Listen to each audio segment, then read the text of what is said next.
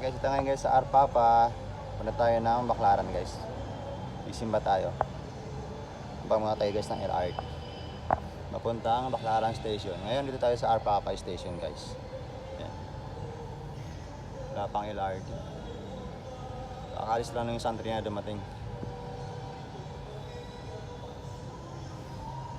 Wala masyadong tao guys kasi Sunday ngayon kaya hindi masyadong matao. Bukas matao na naman yan guys.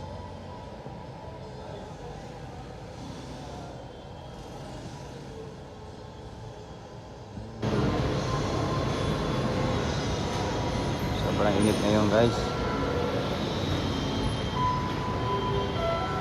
Yung langit ito.